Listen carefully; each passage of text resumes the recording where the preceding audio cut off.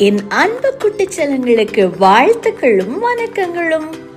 பல ஆண்டுகளுக்கு முன்பு பொன்னான மணலும் நீலவானமும் கொண்ட ஒரு நாட்டில் யோசேப்பு என்ற ஒரு சிறுவன் வாழ்ந்து வந்தான். அவன் சாதாரண சிறுவன் அல்ல. அவனுடைய கண்கள் கனவுகளால் பிரகாசித்தன. அவன் மனம் ஒவ்வொரு கனவுக்கும் அர்த்தம் இருக்கிறது என்று நம்பியது. யோசேப்பு தன் தந்தை யாக்கோபின் மிகவும் பிரியமான மகன். ஒரு நாள் யாக்கோபு அவனுக்கு பல வண்ணங்களால் நெய்யப்பட்ட அழகான ஒரு மேலங்கியை கொடுத்தார். அது வானவில் போல ஜொலித்தது.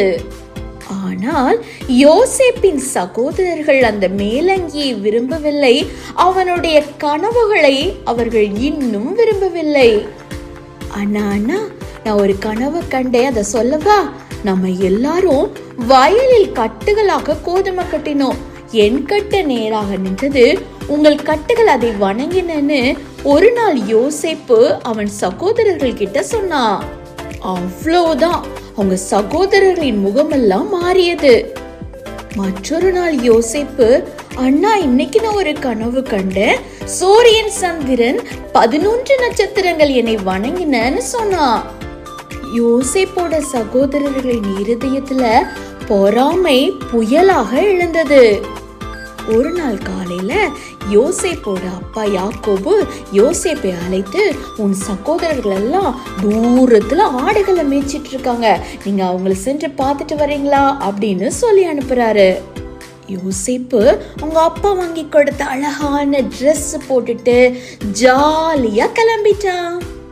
அவன் நடந்த போது காற்று அவனுடைய காதில் மெதுவாய் சொன்னதாம், கவனமாயிரு யோசேப்பு, எல்லா பாதைகளும் நல்லவே அல்ல. யோசேப்பு சிரிச்சான். ஏன்னா அவனுக்கு கெட்டதை பத்தி பெருசா தெரியாது. நமக்கு எல்லாம் நல்லதுதான் நடக்கும்னு நம்பினான். தூரத்துல அவனோட சகோதரர்கள் அவனை பார்த்தாங்க. அந்த வாரம் பாரு கனவுக்காரன், அவனை இன்னைக்கு முடிச்சிடலாம் அப்படின்னு பேசிக்கிட்டாங்க. ரூபன் மட்டும் கொஞ்சம் தயங்கி, அப்படிலாம் அவனை செய்ய வேண்டாம், அவனை காயப்படுத்தாதீங்க, அங்க ஒரு பழைய கிணறு இருக்கு, அதுல தூக்கி போட்டுடலாம், அது ஆழமான உலர்ந்த கிணறுன்னு சொன்னான். யோசேப்பு அருகில் வந்ததும் அவனோட பேசுறதுக்கு முன்னாடி அவனோட சகோதரர்கள் அவனை பிடிச்சாங்க. என்ன செய்றீங்க என்ன செய்றீங்க அப்படின்னு அவன் கத்துறான். யோசேப்போட அழகான மேலங்கி கிழிச்சிட்டாங்க. சூரிய ஒளியில் ஜொலித்த அந்த வண்ணங்கள்லாம் இப்ப தூசியில கிடந்துச்சு. அவனை தூக்கிட்டு போயிட்டு அந்த ஆழமான கிளத்துக்குள்ள தள்ளி விட்டாங்க. யோசேப்பு அதுல விழுந்துட்டான். அண்ணா, என்னை ஏன்னா அப்படி தள்ளி விட்டீங்க? தயவு செய்து என்ன வெளியேடுங்கண்ணா. நான் என்னன்னா தவறு செய்தேன்? நான் உங்க தம்பி தானண்ணா, ஏன்னா எனக்கு இப்படி செஞ்சீங்க? அண்ணா, இங்க ரொம்ப இருட்டா இருக்கு, எனக்கு ரொம்ப பயமா இருக்கு, நான் தனியா இருக்கேன், தயவு செய்து என்ன விட்டுடாதீங்க. அவங்களோட தம்பி கிணற்றுக்குள்ள அண்ணா அண்ணா என்னை காப்பாத்துங்கன்னு கத்தி கொண்டிருந்தாலும் மேல அவங்க எல்லாம் அமைதியா உட்காந்து சாப்பிட்டுட்டு இருந்தாங்க. அண்ணா, எனக்கு பசிக்குதுண்ணா, கொஞ்சம் தண்ணி கொடுங்கண்ணா, ஒரு முறை என்ன வந்து பாருங்க. நானு யோசேப்பு அந்த கிணற்றுக்குள்ள இருந்து அழ ஆரம்பிச்சான்.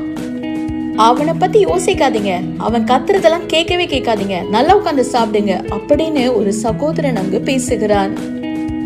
அண்ணா, தயவு செய்து என்ன மறந்துடாதீங்கண்ணா, கடவுளே நீங்களாவது என்ன காப்பாத்துவீங்களா? ரூபன் அண்ணா என்னை விட்டு போவாதானா? பென்யமின் அண்ணா என்னை காப்பாத்துனா? ரூபன் அண்ணா, யூதா அண்ணா, சிமியோன் அண்ணா, இங்க இருட்டா இருக்குண்ணா, என்னை விட்டுட்டு போயிடாதீங்க. மனிதர்கள் துரோகம் செய்தாலும் கடவுள் யோசேப்பை மறக்கவில்லை. இந்த கிணறு அவன் வாழ்க்கையின் முடிவு இல்லை, ஆரம்பம்.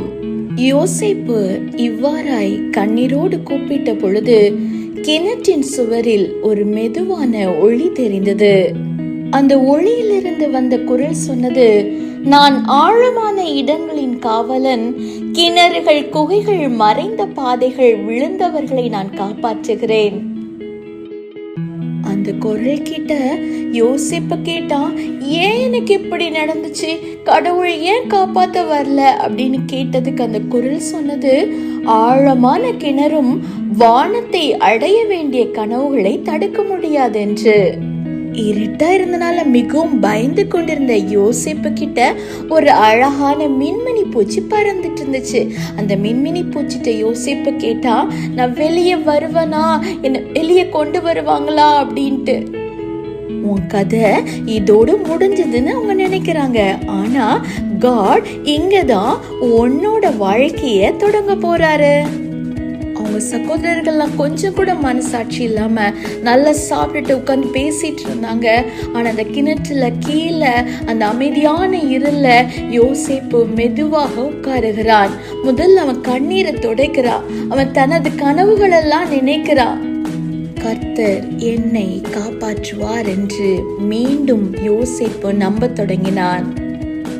யோசேப்பு கிணற்றிலிருந்து வெளியேற்றப்பட்டதும், அந்நியர் கையில் விற்கப்பட்டதும், அந்த தேசத்துல தேவன் உயர்த்தினதும், சகோதரர்களை அவன் மன்னித்த காரியங்களை நீங்க அறிவீங்க இல்லையா? என் வாழ்க்கையிலையும் இப்படியான ஒரு காரியம் உண்டு.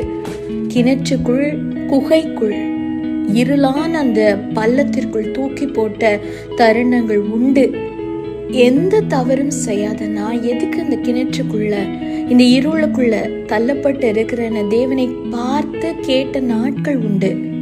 இந்த கிணற்றுக்குள் இருந்து வந்த சத்தத்தை நான் ஒரு நீதிமானுடைய, ஒரு பரிசுத்தவானுடைய, எந்த தவறும் செய்யாத ஒரு நல்ல மனுஷனுடைய இருதயத்தில் இருந்து வந்த குரலாய் பார்க்கிறேன்.